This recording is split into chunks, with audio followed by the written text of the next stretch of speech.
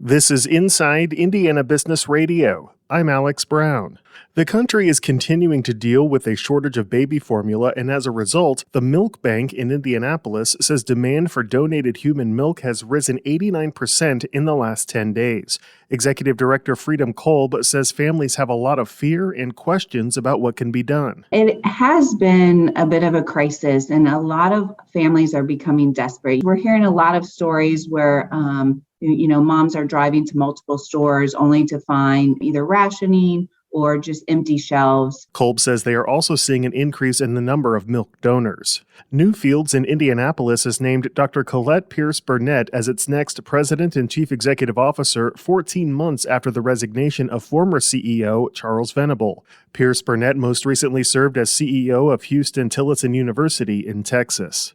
Indianapolis-based technology and data analytics consulting firm Resultant continues in expansion mode. The company announced today it has acquired Texas-based Technion Data Solutions, though it did not share financial terms of the purchase. From the number one source for Indiana business news, this is Inside Indiana Business Radio.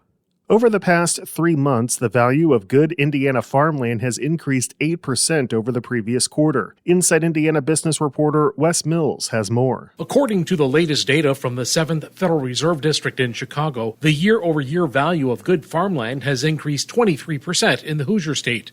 District-wide, which includes all or part of Indiana, Illinois, Iowa, Michigan, and Wisconsin, land values surged 23% year-over-year and 4% higher than the fourth quarter of 2021.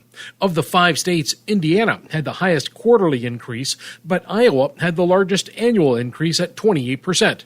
The Fed says even after adjusting for inflation, the year-over-year gain in district farmland for the first quarter of 2022 was higher than any other since Q1 of 2012.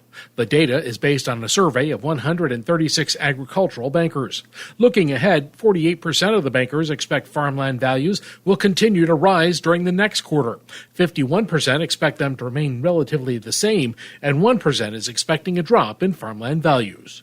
Wes Mills, Inside Indiana Business Radio. U.S. News and World Report has released its list of the best places to live in the United States. 3 Indiana communities made the top 150 metropolitan areas based on affordability, desirability, and quality of life. Topping the Indiana list is Fort Wayne, coming in at number 48, up 25 spots from last year's list. The Indianapolis metro area is ranked at number 63, climbing 3 spots. South Bend comes in at number 70, up 18 positions from last year. U.S. News says the list is determined in part by a public survey of thousands of individuals throughout the country to find out what qualities they consider important in a place to live. The oft-used phrase in real estate circles is location, location, location, and that seems to be resonating for economic development officials in Hammond. Last week, the Redevelopment Commission approved 3 major projects totaling more than $160 million in investment. Hammond Economic Development Director Ann Anderson says the state's pro-business environment is paying off. They're just calling our phones now.